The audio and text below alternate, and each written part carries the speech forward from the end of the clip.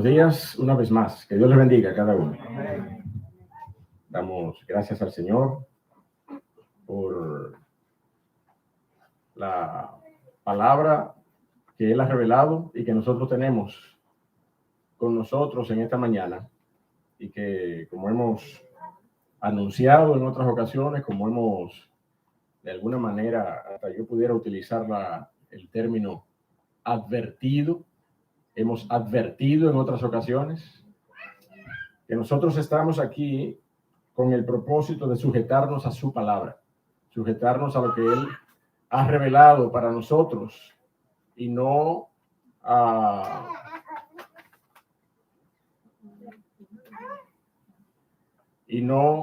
pues pensar nuestras propias ideas, compartir o comunicar nuestras propias ideas.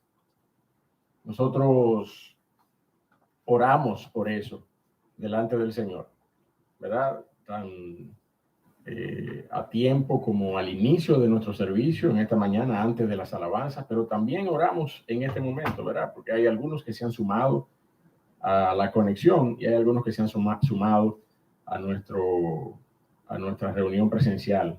Así que a cada uno, ¿verdad?, les damos la bienvenida una vez más y rogamos al Señor en oración que Él pueda ser ese guiador por medio de su Espíritu.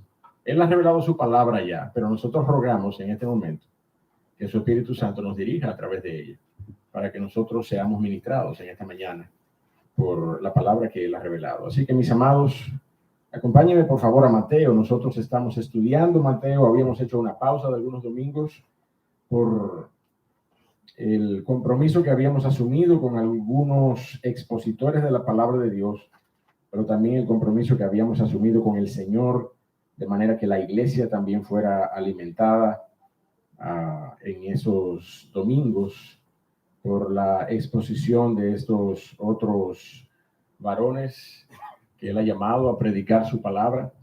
Y ha sido un buen tiempo con estos hermanos en medio nuestro, pero, ¿verdad? Queremos continuar y nos da mucho gozo poder retomar el estudio de Mateo. Estamos en Mateo capítulo 19. Mateo capítulo 19.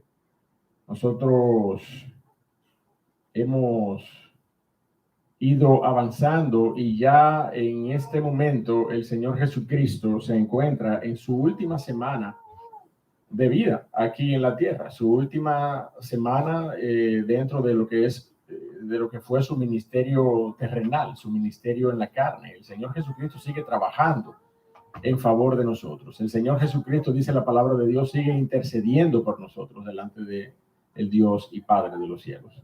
El Señor Jesucristo no está ocioso, sentado a la diestra del Padre. El Señor Jesucristo lleva a cabo allí una labor de intercesión, una labor soberana. Él es Rey, Él es Señor, y desde su trono el Señor Jesucristo, por medio de la persona del Espíritu Santo, sigue impactando los corazones de las personas. Sigue impactando los corazones de las personas. Déjeme decirle esto en este momento. Mientras en esta congregación, y así en otras congregaciones, mientras haya una persona que en un momento particular decida poner su fe en la obra de Cristo en la cruz, yo seguiré pensando que el Señor está con nosotros. Yo seguiré pensando que el Señor está obrando en medio de nosotros. A pesar de todo lo demás, porque usted y yo sabemos que estamos orando por todo lo demás. Estamos orando para que la iglesia recobre su ánimo, su pasión por la gloria de Cristo, su involucramiento en los ministerios, la participación presencial, no solamente los domingos en la mañana, sino también los jueves en la noche, en nuestro servicio de oración. Y así ya pronto, si el Señor nos lo permite, estaremos reestableciendo nuestro servicio para celebrar la Cena del Señor, que la hemos suspendido a causa de todo esto que ha venido sucediendo y que todavía impacta a muchos por medio de una preocupación excesiva.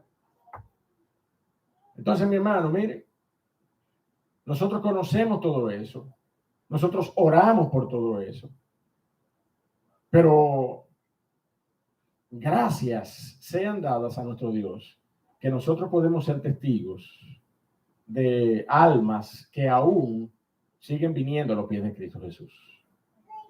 Almas que aún siguen viniendo a los pies de Cristo. Porque eso es una evidencia firme de que el Evangelio de Cristo sigue impactando las almas. El Evangelio de Cristo sigue transformando los corazones.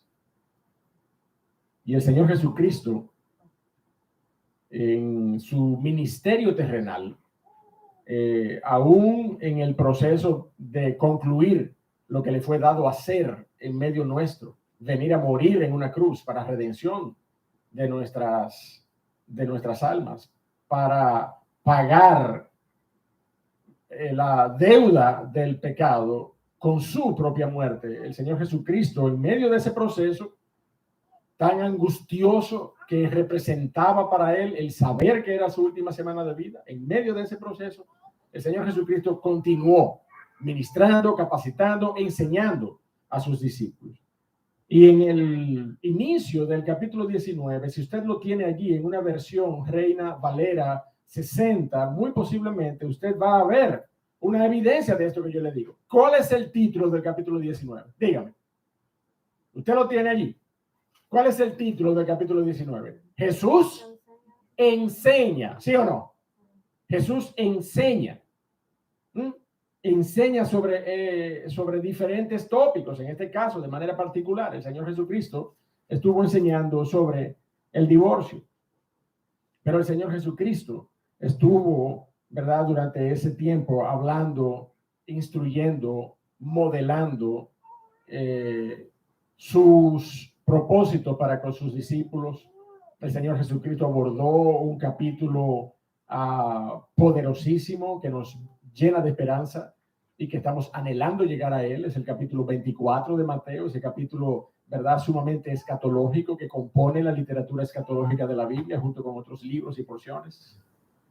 El Señor Jesucristo continuó enseñando a través de esta última semana de vida del Señor Jesucristo. Y en la mañana de hoy nosotros vamos a estudiar la porción desde el verso 16 hasta el verso 26. La porción desde el verso 16 hasta el verso 26.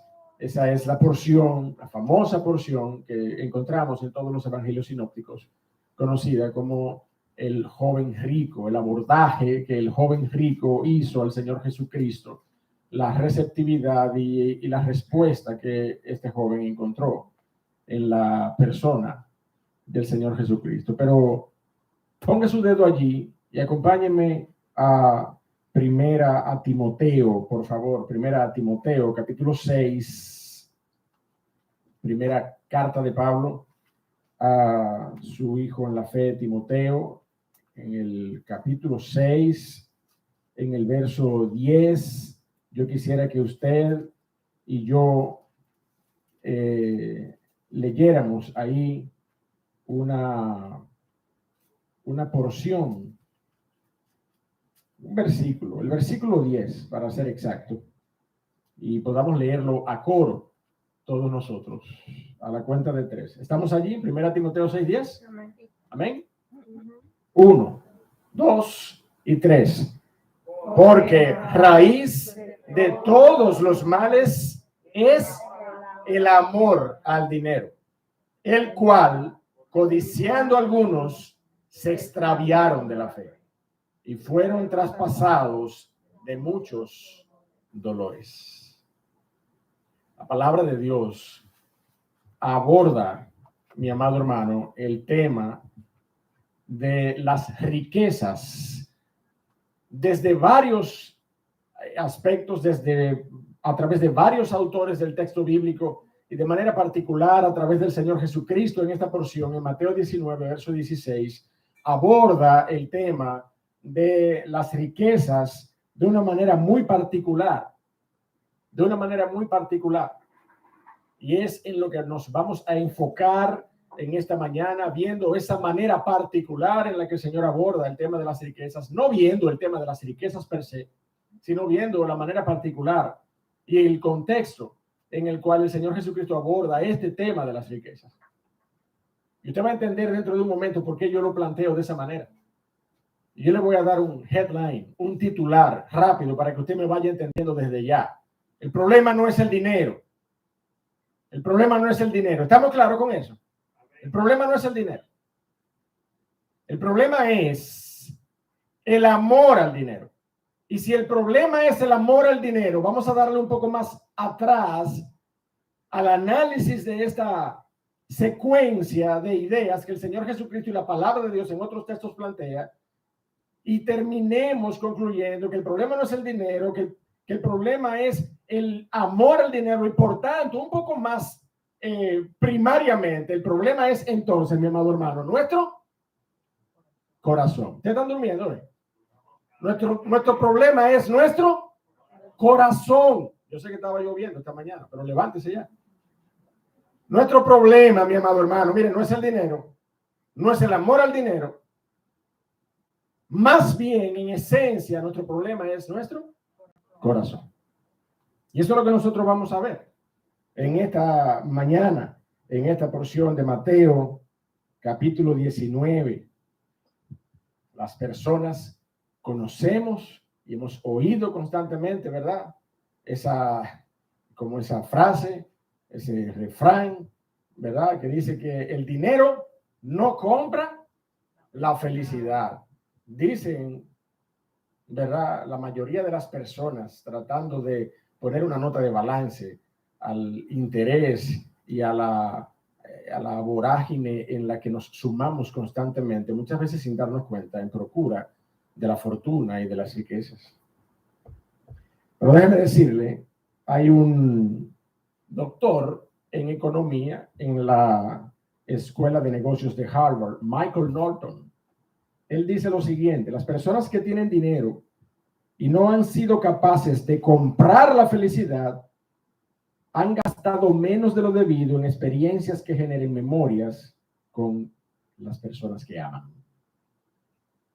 La tesis de este señor Michael Norton es que el dinero sí compra la felicidad, dice él, pero que va a depender de en qué tú gastes tu dinero. Eso es lo que dice esta persona, ¿verdad? Él dice que las personas generalmente se sienten más felices, y prácticamente lo estoy citando literalmente, si gastan su dinero en experiencias en vez de gastarlo en cosas. Aun cuando las experiencias sean más temporales que las cosas, más efímeras que las cosas. Una cena con un cónyuge, un fin de semana, ¿verdad? Dura menos que el iPhone 13 que salió ahora. Ese es el último, Fines. ¿Usted qué sabe de eso aquí?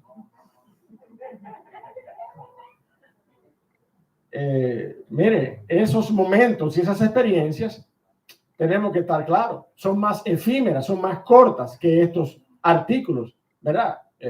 Un vehículo del año, que bueno, a lo mejor un vehículo del año te dura algo de tiempo. Pero este señor dice que las personas que tienen dinero y no han sido capaces de comprar con él la felicidad es porque han gastado menos de lo debido en experiencias que generen memorias con las personas que aman. ¿Le vea usted sentido o no a esta tesis de este economista? El hombre rico del pasaje de hoy en Mateo 19 no era feliz. Y mire, lo tenía todo. Dice la palabra de Dios que era un hombre rico, rico en abundancia. Rico en abundancia.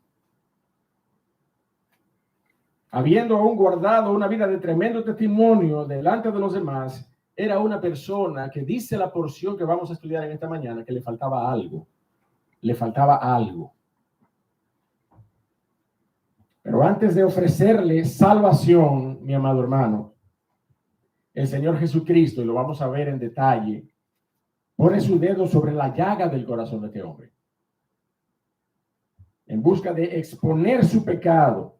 Porque déjame decirte, y sucedió con este hombre y a veces sucede hoy, por más que tú anheles la vida eterna, sin arrepentimiento no hay salvación, ¿sí o no? Sin arrepentimiento no hay salvación. Y este hombre debía ser confrontado con su pecado antes de que él pudiera clamar por la vida eterna que aparentemente anhelaba, que aparentemente buscaba. Y ese es un mensaje de fondo, mi amado hermano, que desde ya quiero compartirlo con usted para que usted lo guarde en su corazón y en su mente en la medida en que nosotros vamos desarrollando la porción en esta mañana. Así que veremos el dilema de este hombre, un joven, que lo llama Mateo así, es el único de los evangelistas que lo llama joven. Marcos y Lucas simplemente dicen un hombre rico.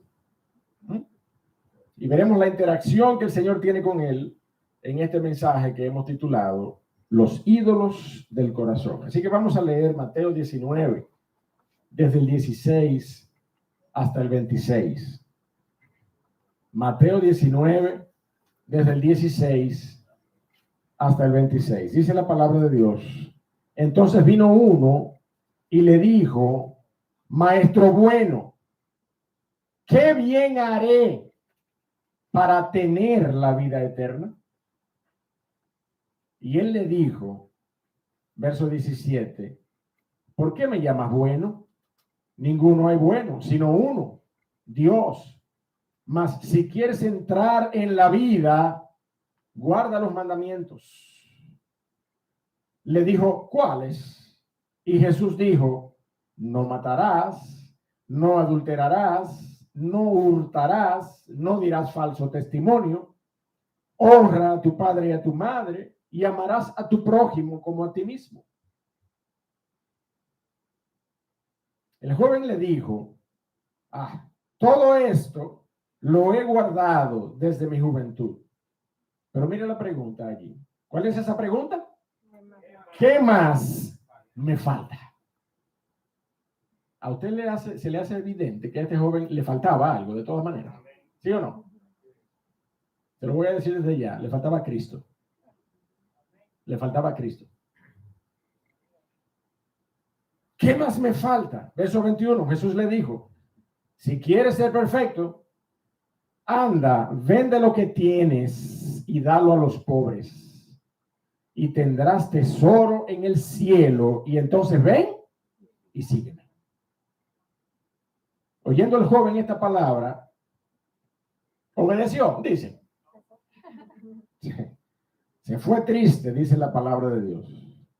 Se fue triste porque tenía muchas posesiones. Entonces Jesús dijo a sus discípulos, de cierto os digo que difícilmente entrará un rico en el reino de los cielos.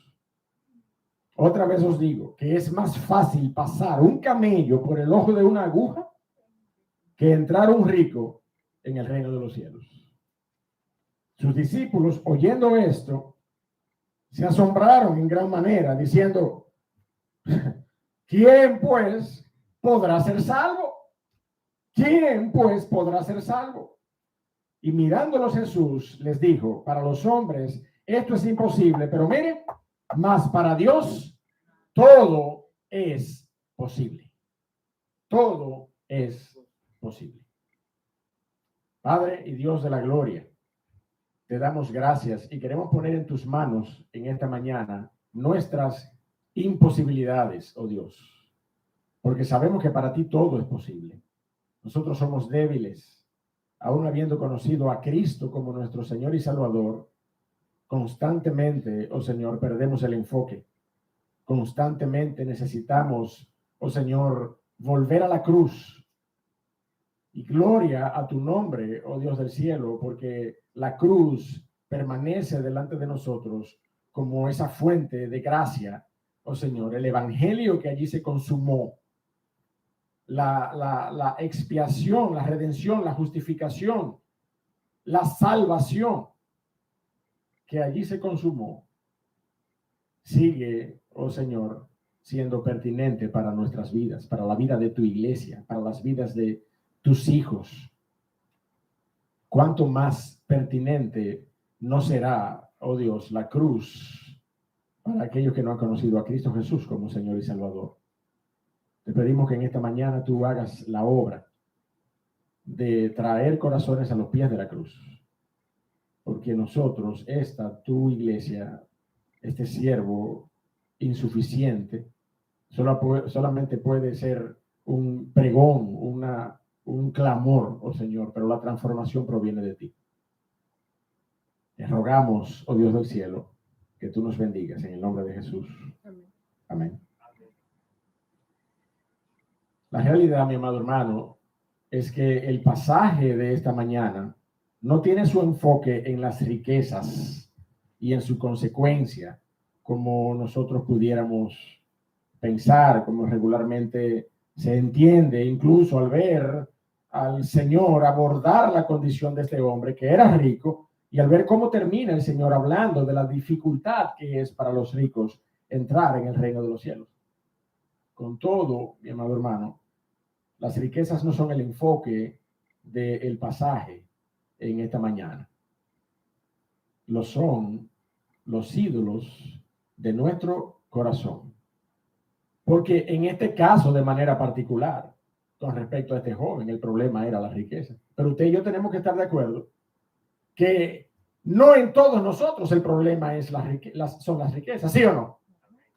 Sin embargo, todos nosotros tenemos que batallar para que no se levanten ídolos en nuestros corazones que no estorben nuestra adoración en nombre de Cristo.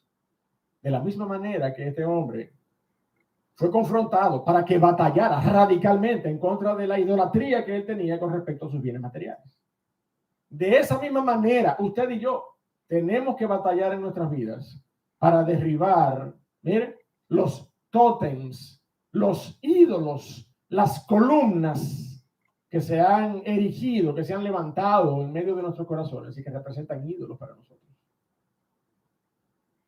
Y esa variedad de ídolos y de escenarios las vamos a ver. Vamos a tener el tiempo en esta mañana para revisar esa batalla que usted y yo, si somos creyentes, si somos nacidos de nuevo en Cristo por la fe en la obra de la cruz, tenemos que estar conscientes de que debemos batallar en contra de los ídolos de nuestro corazón, porque ese es el problema. El problema no es el dinero, el problema no es que tengamos amor al dinero, y ese es un problema identificado bíblicamente, pero el problema de fondo, mi amado hermano, es nuestro corazón. Es nuestro corazón. Juan Calvino definió al corazón como una fábrica de ídolos, pero ya la palabra de Dios lo había dicho antes.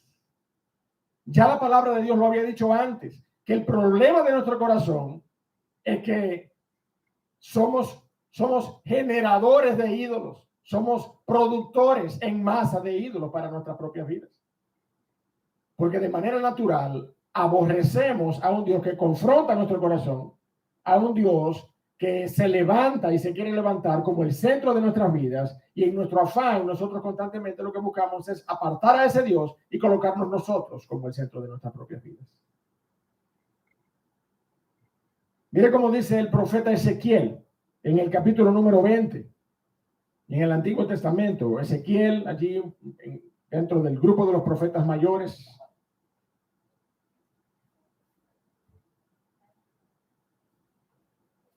Isaías, Lamentaciones, Jeremías, Ezequiel y Daniel.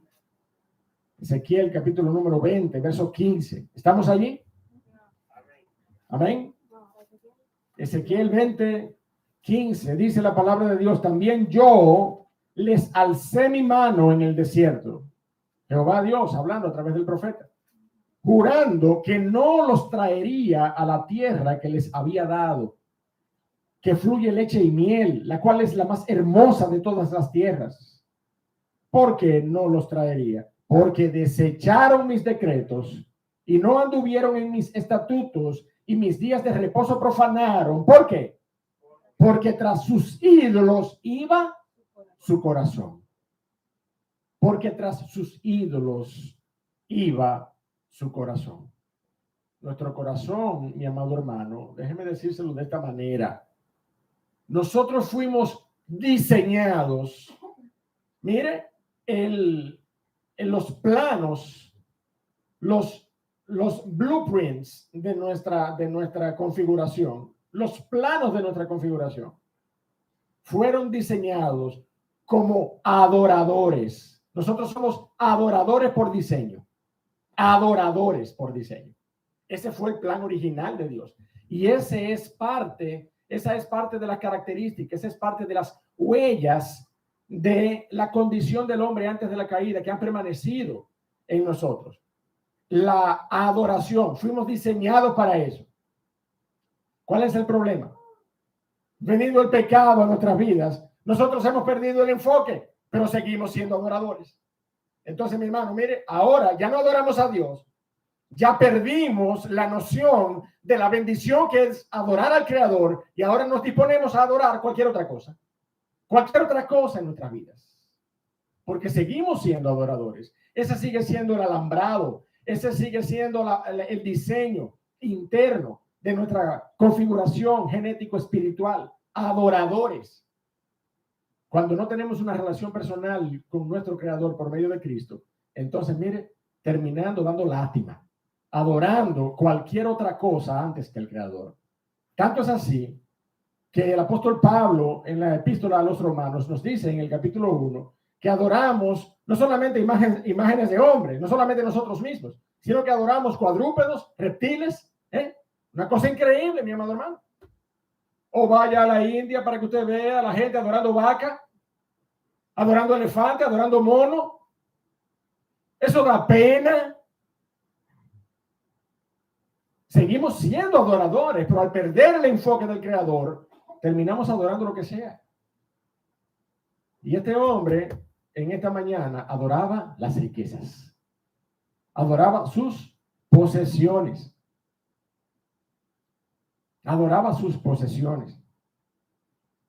Cuando un corazón está ligado y comprometido al ídolo que él mismo ha levantado para sí, no podrá entrar en el reino de los cielos nunca, mientras permanezca atado a su ídolo, a la adoración a su propio ídolo. A pesar de que dé algunas evidencias de reconocer a Cristo, a pesar de llamarle maestro bueno, a pesar de haber vivido una vida dentro de los parámetros de justicia humana, porque este hombre decía haber cumplido todos los mandamientos desde su juventud, lo vamos a ver ahora. Pero a pesar de eso, mi amado hermano, nos es necesario desarraigar los ídolos de nuestro corazón, colocando entonces a Cristo en el centro de nuestras vidas. Porque el camino de la vida, dice la palabra de Dios, es hacia arriba, al entendido, para apartarse del Seol, abajo, dice la palabra de Dios, Proverbios, capítulo número 15, verso 24. Usted y yo solamente tenemos dos opciones. Déjeme decirle que el diseño de Dios es binario por esencia, es binario por esencia, Dios creó varón y hembra, ¿sí o no? Eso no es lo que dice la Biblia. Varón y hembra lo creó. Pero nada más hay dos tipos de personas en este mundo. Los hijos de Dios y los que no son hijos de Dios. Pónganle la paternidad a usted, que no quiero decirlo. Ya lo dijeron por ahí. Porque, mi hermano, mire, yo no estoy siendo un inquisidor señalando a las personas. No, yo no conozco los corazones de nadie. El Señor es el que lo conoce. Pero la palabra de Dios dice claramente que solamente a aquel que cree, a aquel que recibió a Cristo, le fue dada potestad de ser hechos hijos de Dios. Antes de ese hito particular en su vida de fe, esa persona no es hijo de Dios, es simplemente una criatura de Dios. Si usted quiere decir hijo en el sentido natural, en el sentido más fundamentalmente natural posible, sí, está bien, es una criatura de Dios, es un hijo de Dios en términos de la creación, pero no es un hijo de Dios en términos espirituales. No es un hijo de Dios. Y de igual manera, la palabra de Dios nos dice que el camino de la vida es hacia arriba al que ha entendido la voluntad de Dios y al que acepta la voluntad de Dios para apartarse del Seol y de la condenación abajo. Dos caminos solamente, no hay tres caminos, hay dos caminos solamente. Y la palabra de Dios nos enseña constantemente que para nosotros llamarnos a nosotros mismos discípulos de Cristo, nosotros tenemos que negarnos a nosotros mismos. Nosotros no podemos seguir ambas cosas a la vez. No podemos seguir ambas cosas a la vez. De igual manera, mi hermano, nosotros no podemos amar a Dios y a las riquezas. Usted no me está entendiendo cómo es. Siempre es binario el escenario. Siempre es binario. Entonces, mire, vamos a la porción para que veamos 3 puntos en esta mañana. Los criterios del joven rico, vamos a verlo desde el verso 16 hasta el verso 20. Luego vamos a ver los criterios del Señor, desde el verso 21 y verso 22. Y finalmente, nosotros vamos a ver los criterios soberanos de Dios, desde el verso 23 hasta el verso 26. Pero mire, vamos a analizar los criterios del joven rico.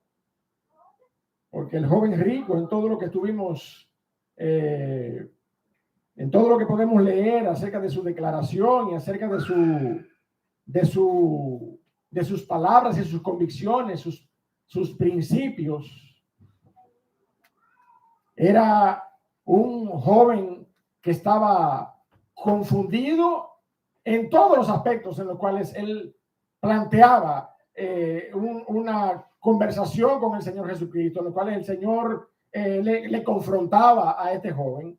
Y en cada uno de ellos, vamos a verlo en este momento, del verso 16, mire cómo dice. Entonces vino uno y le dijo, maestro bueno.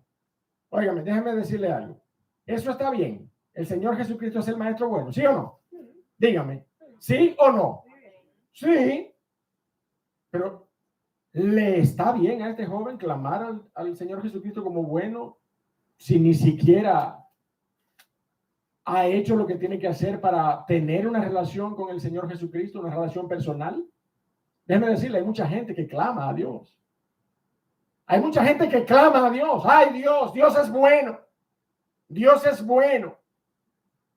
Y yo me voy y comienzo mi día con Dios todo el tiempo.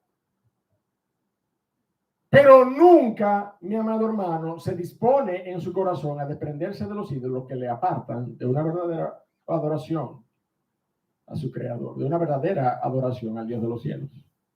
Y ese era el caso de este joven. Maestro bueno, pero eso no era de ningún beneficio para el joven. Amén de que fuera verdad. Eso no le favorecía espiritualmente a él, mire, en nada, en nada. De hecho, el Señor le contradijo, ¿sí o no? Eso no es lo que vemos. Vamos a seguir leyendo. Entonces vino uno y le dijo, maestro bueno. Óigame, maestro bueno. Y Marcos dice que él se arrodilló delante del Señor. Pero dice Mateo, maestro bueno, ¿qué bien haré para tener la vida eterna? Él le dijo, ¿por qué me llamas bueno? ¿Por qué me llamas bueno? Ninguno hay bueno, sino uno, Dios. Mas si quieres entrar en la vida, guarda los mandamientos. Le dijo, ¿cuáles? Y Jesús le dijo, no matarás, no adulterarás, no hurtarás, no dirás falso testimonio, honra a tu padre y a tu madre y amarás a tu prójimo como a ti mismo. El joven le dijo, todo esto lo he guardado desde mi juventud. ¿Qué más me falta?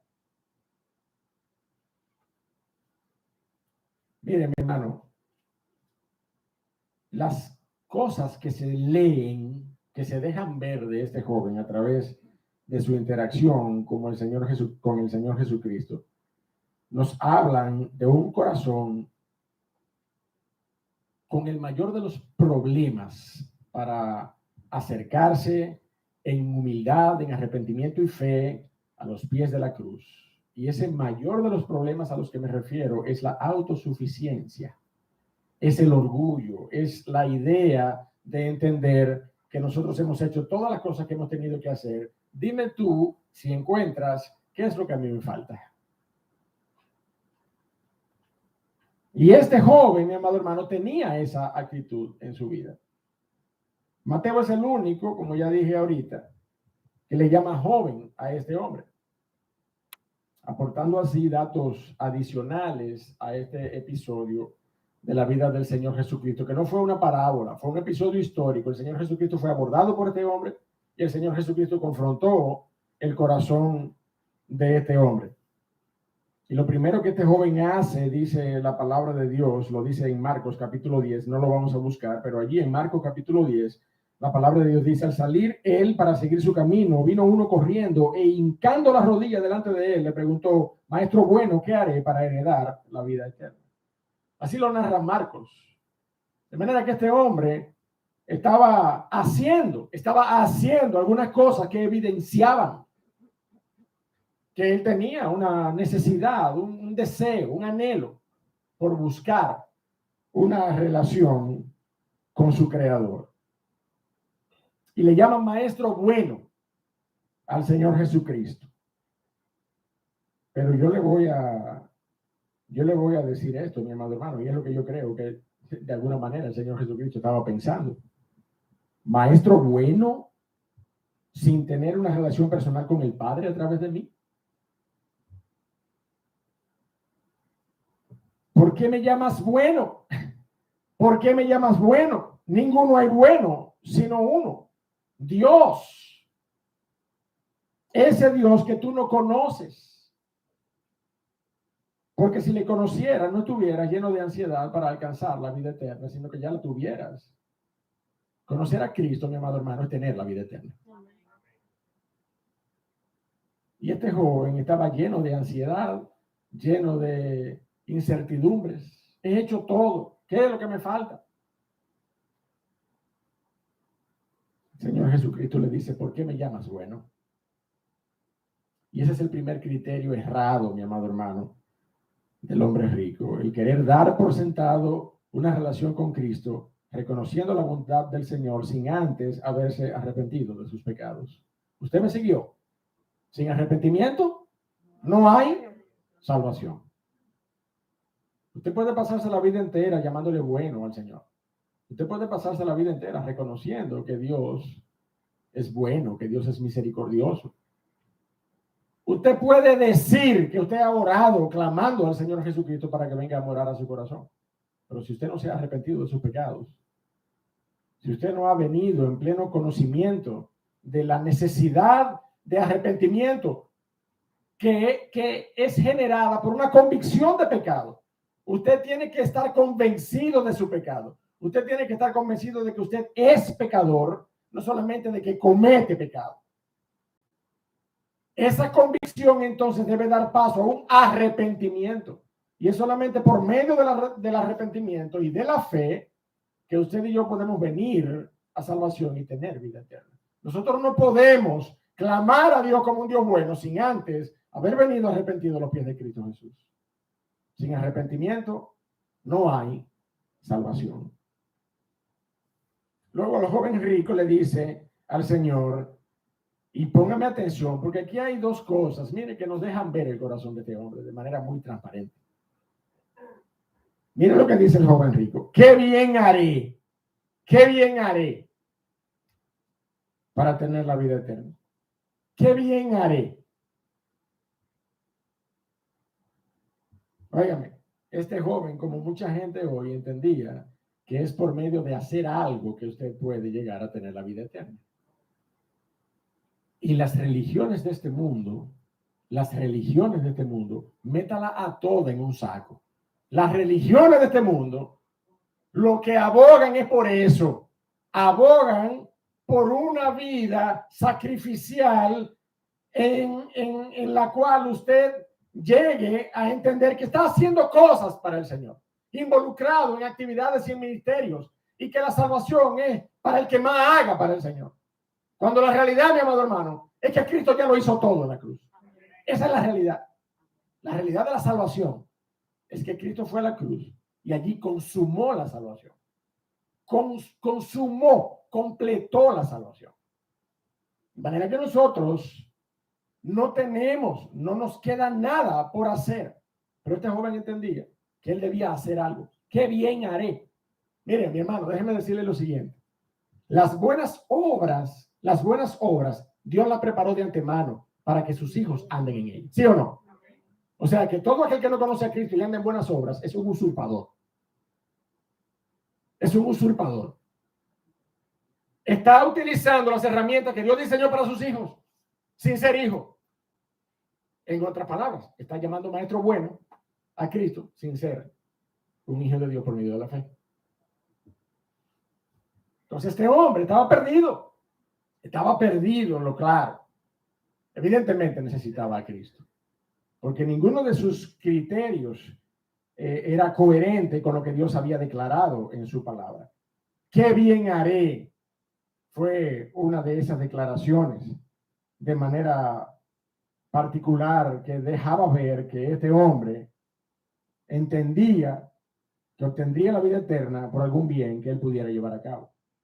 Cuando la realidad bíblica, mi amado hermano, es que no es por hacer buenas obras, obras de caridad o algún sacrificio personal que logramos alcanzar el favor de Dios para vida eterna. Como ya lo decía mi hermano Bernardo en la introducción, es solamente por medio de la fe en la obra de Cristo Jesús. Es por gracia, dice la palabra de Dios. Recordando Efesios capítulo 2, dice, porque por gracia sois salvos por medio de la fe. Y esto no de vosotros, pues es don, es regalo de Dios. No por obras, para que ninguno se llene la boca, para que ninguno se gloríe de su salvación. Pero note que también el joven dijo, qué bien haré para tener la vida eterna. Este joven estaba acostumbrado a las posesiones, mi amado hermano. ¿Usted me entiende? Él estaba acostumbrado a poseer cosas, a las posesiones. Ese era su ídolo. Y él no podía pensar en la vida eterna como un regalo por gracia, como una gracia inmerecida. No. ¿Qué es lo que hay que hacer para yo tener eso? ¿Cuánto es? Ponle precio. Ponte en precio. Ah, no, espérate. Ponte en precio, lo decimos lo que estamos arrancados, ¿verdad? Ponle precio es el que tiene mucho, que lo dice, ¿verdad que sí? Ponle precio a eso. Ponle precio a eso. Yo lo que quiero es tener eso. Ponle precio. Este hombre ignoraba, mi amado hermano, que la salvación es por gracia. Que la salvación es por medio de la fe en la obra de Cristo. Pero él estaba acostumbrado a tener posesiones. Por eso la declaración de este hombre fue, qué bien haré para tener la vida eterna. Amigo, amiga que nos visitas en esta mañana, el reino de los cielos y la vida eterna que corresponde a esa gloria venidera no es un tesoro preciado que debamos anhelar. Es el único tesoro preciado al que debemos echar mano, dice la palabra de Dios. Primera Timoteo capítulo 6, verso 12. Pelea la buena batalla de la fe, echa mano de la vida eterna, a la cual asimismo fuiste llamado, habiendo hecho la buena profesión delante de muchos testigos. Mi amado hermano, el único tesoro que tú y yo, y te lo voy a decir en buen dominicano, el único tesoro que tú y yo debemos josear es la vida eterna. Es la vida eterna. Ese es el único tesoro que tú y yo debemos perseguir con pasión, con anhelo, la vida eterna.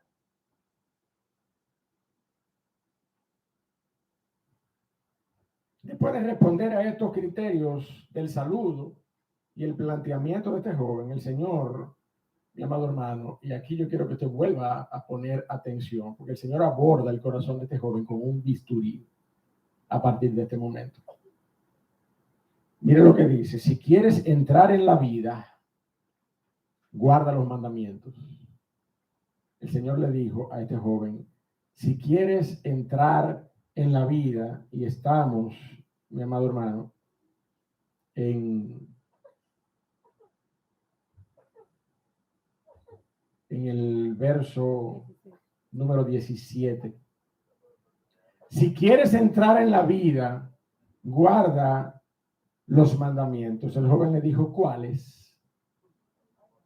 Y Jesús dijo, no matarás, no adulterarás, no hurtarás, no dirás falso testimonio, honra a tu padre y a tu madre y amarás a tu prójimo como a ti mismo.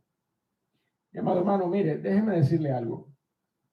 Una persona que esté buscando la vida eterna no le pone límites a los mandamientos, ¿verdad que no? Si usted y yo supiéramos que es por guardar los mandamientos, yo no estuviera preguntando cuáles. Perdóneme. yo me dispondría en mi corazón a guardarlos todos los que yo pudiera guardar. Todos. Todos. Yo no estaría preguntando, dije, ¿cuáles? A ver, ¿cuáles son? El Señor Jesucristo, sin embargo, tenía un propósito, mi amado hermano. Tenía un propósito con este joven. Porque ante todas las cosas, usted y yo sabemos que ninguno puede entrar a la vida eterna por guardar los mandamientos. ¿Verdad que no? ¿Usted está claro con eso, sí o no? ¿Quién vino a ser salvo por guardar los mandamientos de los que estamos aquí? Por favor, dígame. ¿No estamos todos los que somos salvos aquí, en este lugar, en esta mañana, habiendo venido a los pies de Cristo por medio de la fe? ¿No hemos sido salvos por la fe en la obra de la cruz? Por la fe. Entonces, mi hermano, miren,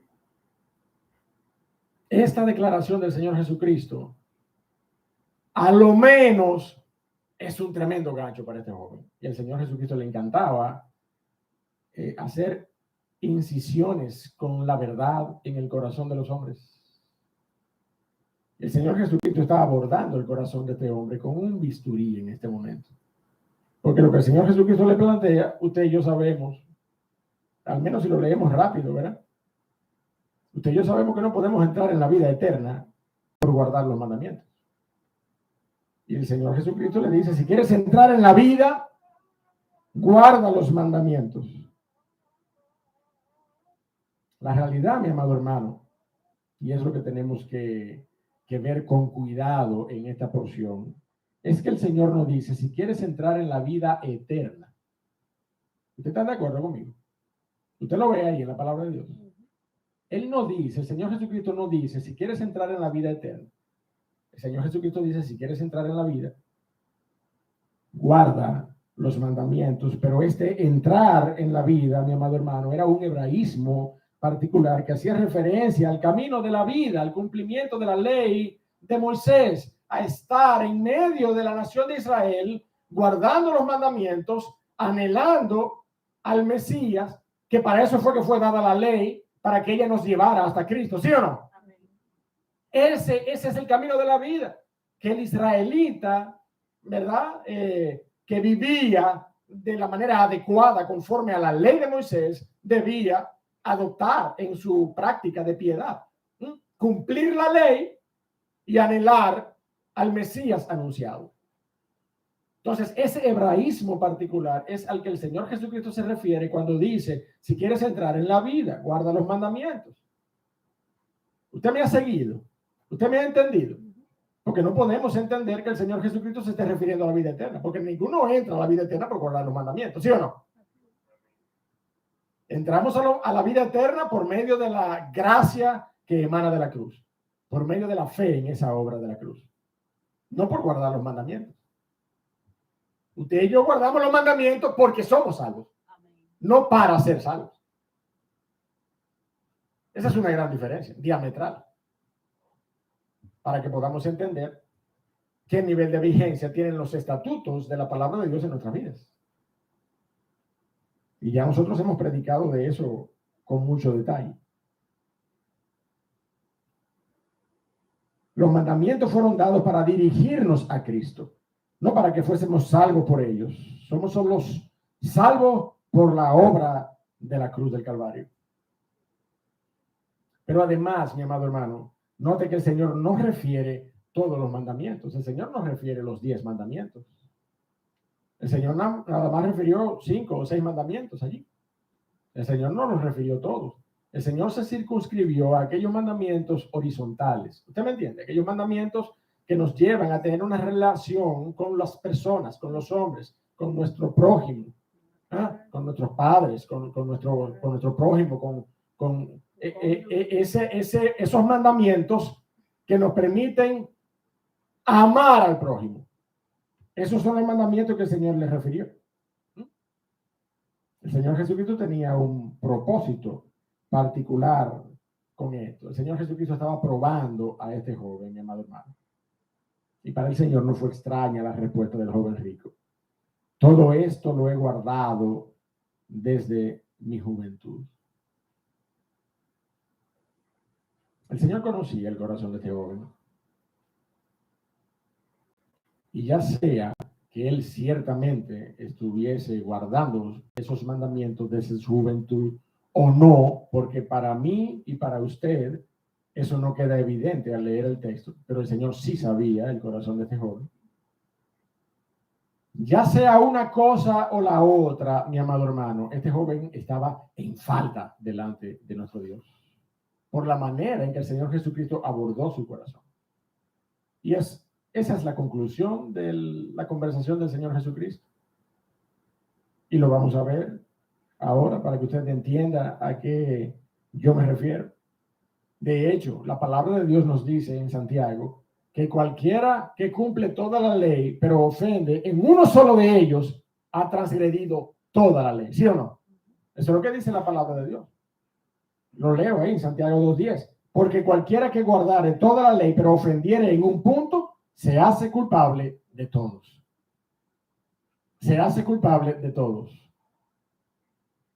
Y supóngase que sí, que este joven guardaba todos esos mandamientos relacionales, horizontales, desde su juventud, pero albergaba un amor por las posesiones que no le permitía venir a los pies de Cristo, que no le permitía ser misericordioso y ayudar a los demás. Porque el Señor Jesucristo no le estaba pidiendo que se quitara la vida, le estaba pidiendo que vendiera todo y se lo diera a los pobres, y ven y sígueme. Pero eso fue suficiente para que este joven se fuera triste, dice la palabra de Dios. Evidentemente tenía un ídolo en su corazón. ¿Y cuál es el primer mandamiento? ¿Cuál es el primer mandamiento? ¿Ah? ¿Y el segundo? No tendrás dioses ajenos delante de ti. No tendrás ídolos en tu corazón delante de Jehová, Dios de los cielos. Entonces sí, este joven pudo haber estado guardando todas esas cosas desde su juventud. No me consta, pero vamos a decir que sí. Aún así, mi amado hermano, estaba transgrediendo la ley.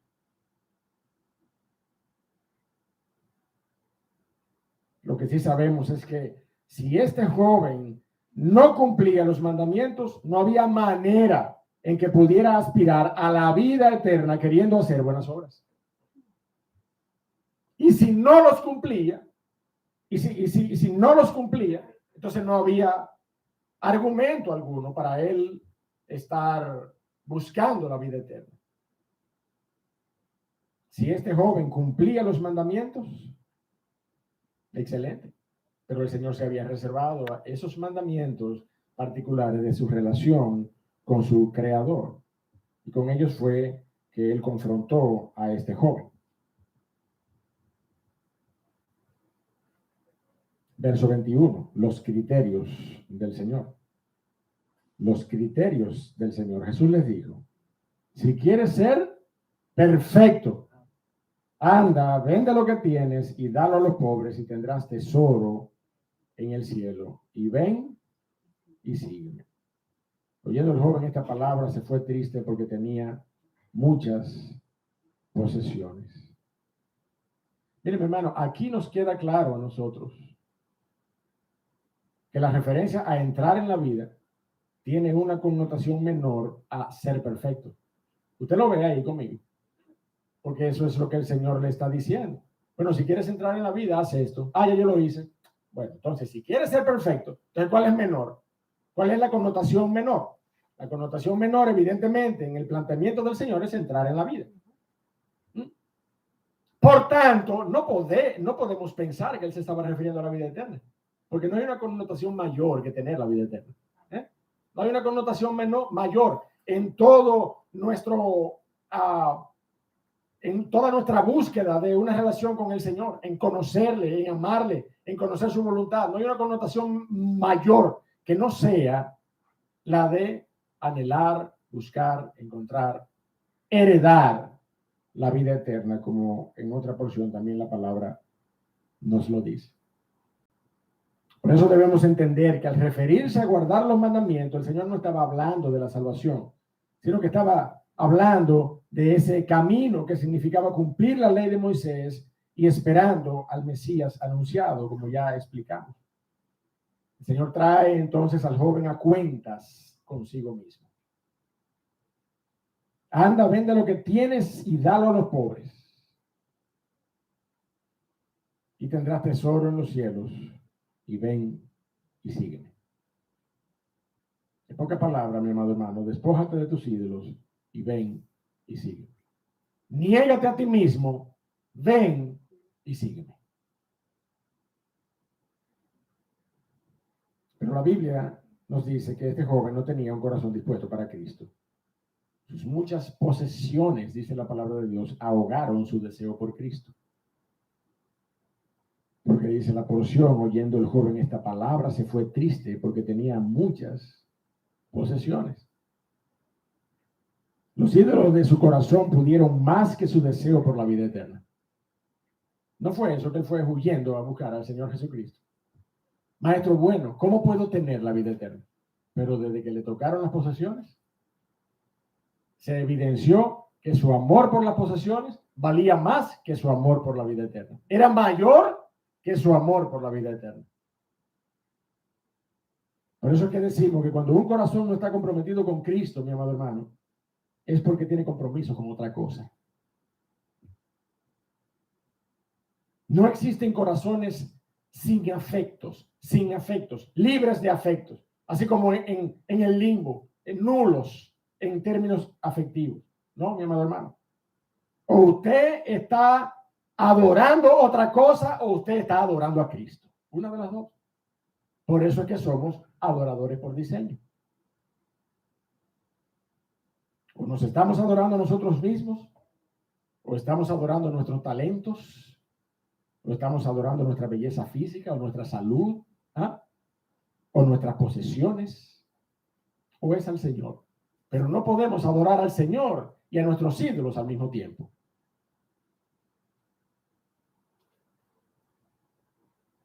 Finalmente, mi amado hermano, ¿cuáles son los criterios del Dios soberano para salvación? Entonces Jesús dijo a sus discípulos: de cierto os digo que difícilmente entrará un rico en el reino de los cielos. Difícilmente.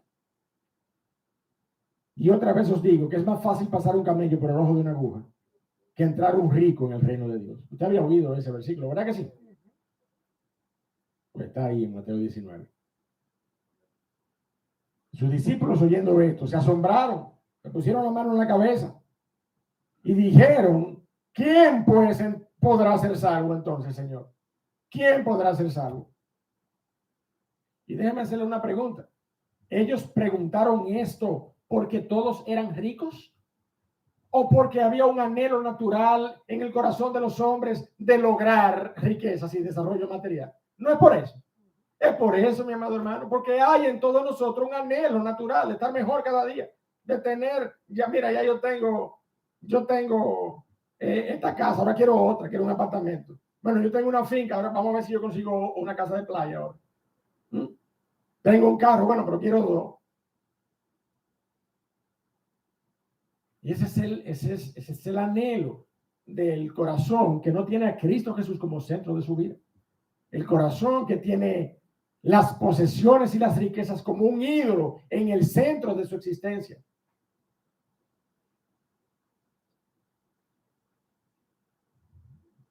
¿Quién podrá ser salvo? Y mirándolo Jesús les dijo: para los hombres esto es imposible, mas para Dios todo es posible.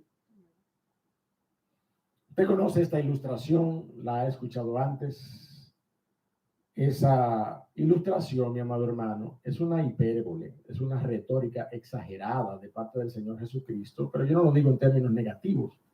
El Señor Jesucristo utilizó muchas veces, y la palabra de Dios utiliza muchas veces, exposiciones exageradas, hipérboles, a exageraciones, a extremos, para contrastar nuestro entendimiento con la realidad y poder darnos un sentido de importancia, un sentido de relevancia, un sentido de urgencia en las cosas en las cuales se plantean de esta manera. Por eso el Señor Jesucristo utilizó esta figura de un camello, óigame bien, lo grande que es este pájaro, un camello pasando por el ojo de una aguja. Ha habido de todo tipo ¿verdad?, de intentos por explicar esa hipérbole. Algunos han dicho que se trata de una abertura particularmente diseñada en la puerta principal de los muros de la ciudad de Jerusalén, que se llama así, Ojo de la Aguja.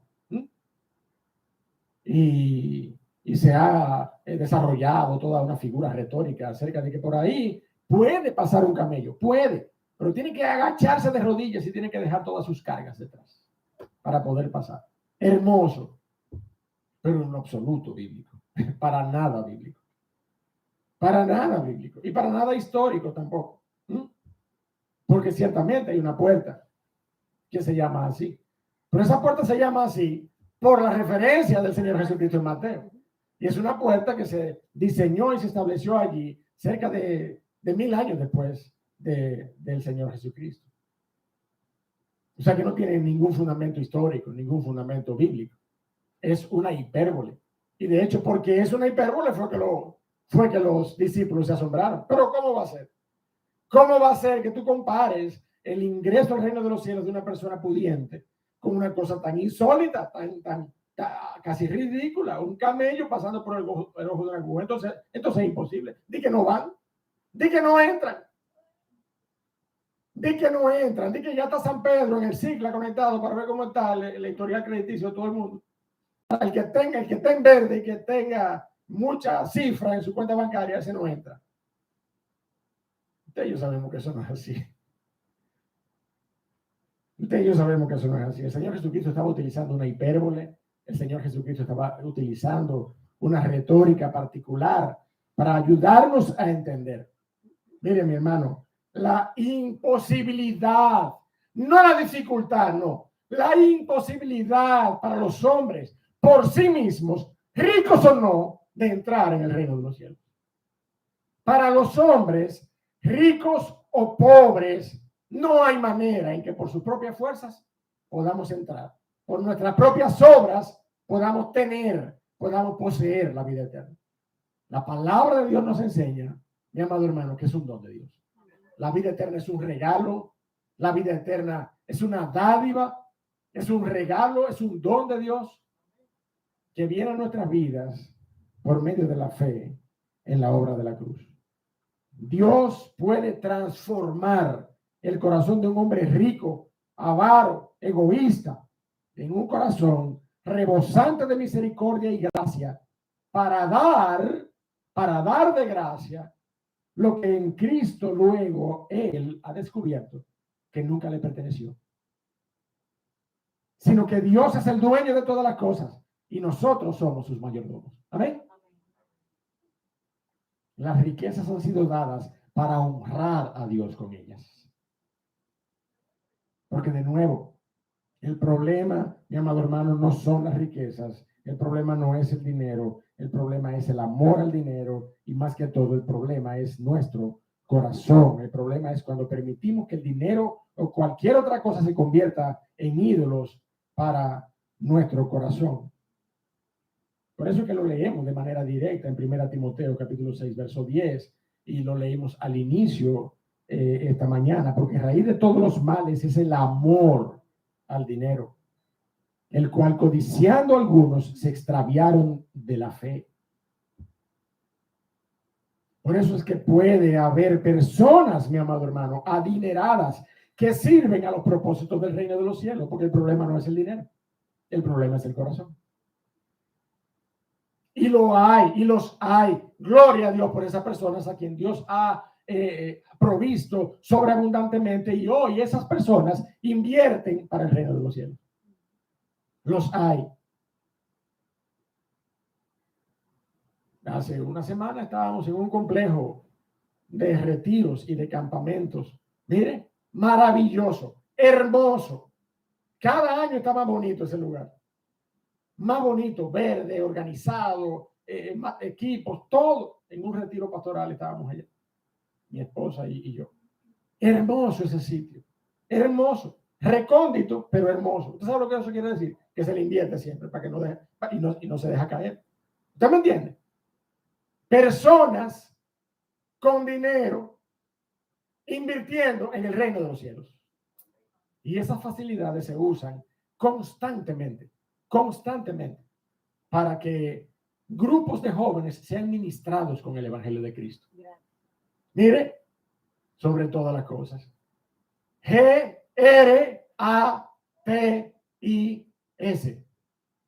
¿Cómo fue? Gratis. Gratis. Gratis para las iglesias locales del país. Hombres y mujeres con dinero detrás de esas infraestructuras, invirtiendo para el reino de los cielos. Mire cómo dice Pablo a Timoteo en el mismo capítulo 6, pero mire lo que le dice a los ricos de este siglo. Mire lo que le dice a los ricos de este siglo. Vaya conmigo, 1 Timoteo 6, 17, y con esto terminamos. 1 Timoteo 6, 17 y 19. Con esto terminamos los puntos y entonces yo quiero compartir con ustedes una brevísima conclusión. 1 Timoteo 6, 17. A los ricos de este siglo, ¿qué dice el Espíritu a través de Pablo? Manda que no sean altivos, ni pongan la esperanza ¿en qué? En las riquezas, las cuales son inciertas. Y todo el que es inversionista aquí sabe cuán inciertas son las riquezas. Todo el que tiene 3 cheles en un certificado o en una cuenta. Es más, aquí hay un banco famoso que es famoso por eso, porque usted mete 500 pesos y a la semana, sin usted haber hecho nada, usted tiene 0.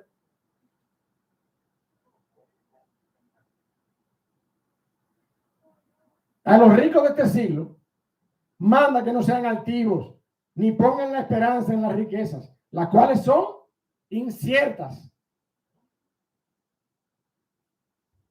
sino en el Dios vivo que nos ha dado. Y oiga, lea conmigo, por favor, lea conmigo esto. No pongas tus esperanzas en las riquezas, las cuales son inciertas, sino en el Dios vivo que nos ha dado todas las cosas en abundancia para que las disfrutemos. Entonces yo no le estoy hablando a usted de que usted tiene que asumir un voto de pobreza para seguir a Cristo. No, usted lo que tiene es que hacer la voluntad del Padre. Buscar la gloria de Cristo, vivir para su gloria y su honra, y Él en su soberanía se va a encargar de prosperarle por medio del trabajo de sus manos. Amén. Amén. Hay de nosotros entonces si en vez de vivir contentos y confiadamente con este esquema que Dios ha establecido, comenzamos, mire, a josear las riquezas, a procurar las riquezas, amando las riquezas.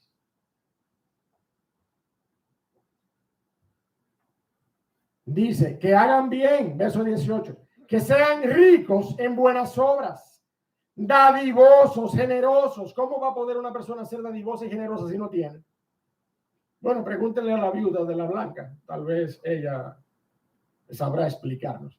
Pero una persona sirve mucho al reino de los cielos cuando tiene mucho y dispone esas cosas para invertir en el reino de los cielos, para invertir en escuelas cristianas, en campamentos, en iglesias. Sirve e invierte ayudando a misioneros que están haciendo la obra evangelística en otros lugares del mundo, sosteniéndoles para su sostenimiento, para su mantenimiento físico. Pagando la renta de un local donde hay una iglesia, sosteniendo a un pastor en un campo de la ciudad, allá en localidades que uno no puede ni siquiera pronunciar el nombre. Así se invierte para el reino de los cielos, mi amado hermano. Que hagan bien, que sean ricos en buenas obras, dadivosos, generosos, atesorando para sí buen fundamento para lo porvenir. Y miren, de nuevo, que echen mano de la vida eterna. Conclusión, mi amado hermano, en esta mañana. Conclusión, ¿cuáles son los ídolos de tu corazón? ¿Cuáles son los ídolos de tu corazón? Este es el momento para pensar en eso. Este es el momento para pensar en cuáles son los ídolos de tu corazón. ¿Es tu negocio, es tu empleo? ¿Es tu salud? ¿Es tu condición física? ¿Tu musculatura? ¿Es tu estética? ¿Es cómo tú te ves? ¿Son tus dones y talentos? tus competencias, tu inteligencia, tu maestría, tus doctorados. Esos son tus ídolos. ¿Es tu casa? ¿Es tu finca? ¿Es tu vehículo? ¿Es tu visa norteamericana? ¿Es tu residencia o tu ciudadanía norteamericana? Ese es tu ídolo. ¿Cuáles son los ídolos de tu corazón?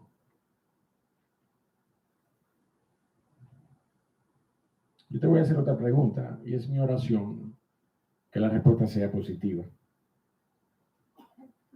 ¿Te falta algo más? ¿Lo recuerdas? ¿Qué más me falta? ¿Te falta algo más? Necesitas vender todo lo que tienes en tu corazón, mi amado hermano, persona que nos visita, todos tus ídolos.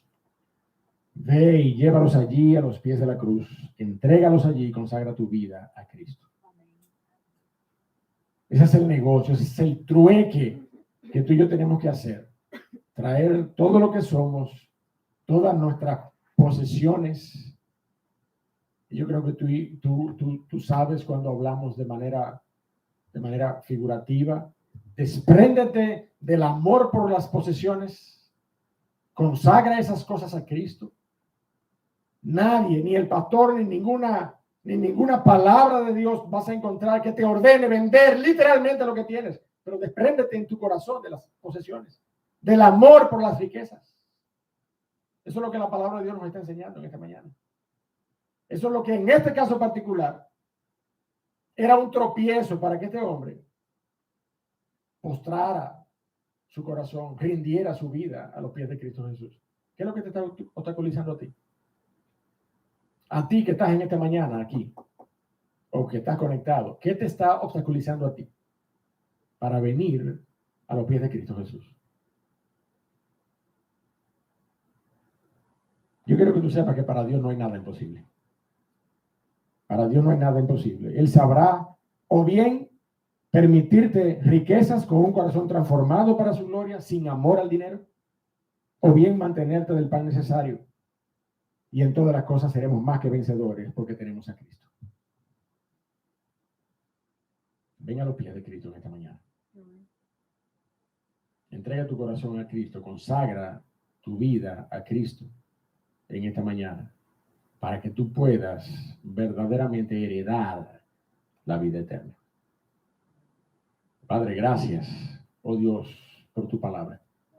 Gracias por darnos la oportunidad de ver en el ejemplo de este joven a quien confrontaste. Oh Señor, y con tristeza vemos que nunca volvió a tener un encuentro contigo. No sabemos qué fue de su vida, pero sí sabemos que en este momento se fue triste porque amaba las riquezas más que la vida eterna que procuraba, o que al menos decía procurar. Oh Señor y Dios del cielo, mira nuestros corazones. Mira nuestros corazones, Señor. Nosotros también tenemos tropiezos en nuestra vida. Tenemos tropiezos porque tenemos ídolos en nuestras vidas. En algunos casos las riquezas, en otros casos nuestros trabajos, nuestros compromisos laborales, nuestras familias, nuestra salud.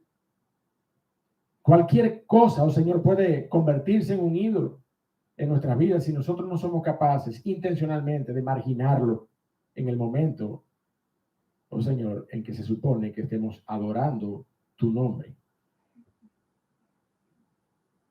Oh Dios y Padre, obra en el corazón de tu iglesia. Bendice a tu iglesia. Aviva los corazones de tu iglesia, oh Señor. Anima el fuego de la pasión por la gloria de Cristo en medio de tu iglesia, oh Dios del cielo. Con cuánta lástima, oh Señor, vemos que ha quedado atrás el propósito de una iglesia restaurada y reanimada a causa de las aflicciones del año pasado y de este año presente. En vez de ver a una iglesia reanimada, oh Señor, hemos visto a una iglesia decaída, a una iglesia, oh Dios del cielo, menos comprometida cada vez. Y por eso en esta hora, oh Señor, yo quiero pedirte perdón. Quiero pedirte perdón, oh Padre, por la manera en que nuestros corazones han levantado un ídolo en este tiempo, el ídolo de la comodidad, el ídolo de la apatía, el ídolo de la, posiblemente del temor, del argumento, de la excusa. Cuando hemos clamado tantas veces que tú nos has dado un espíritu de poder y caminamos nuestros días con un espíritu pusilánime, con un espíritu temeroso. Ni siquiera somos capaces, oh Dios del cielo, de apoyar los llamados a nuestros servicios virtuales. Anima nuestros corazones, Padre amado. Es posible que nos esté afectando no el ídolo de las posesiones, no el ídolo de las riquezas, pero con toda seguridad estamos batallando contra otros ídolos, oh Dios. Por eso te ruego que nos animes, que tú nos animes, que tú animes cada corazón, comenzando por el de este siervo inútil. Bendice tu iglesia, oh Señor, y en esta mañana danos ánimo, confórtanos con tu palabra, que esta palabra de reprensión, oh Señor, nos anime antes que nos entristezca. Y aún si nos entristece, la tristeza que es en Cristo es para salvación. Oh Dios del cielo, guarda nuestros corazones. En el nombre de Jesús te lo pedimos. Amén. Mis amados, que Dios les bendiga.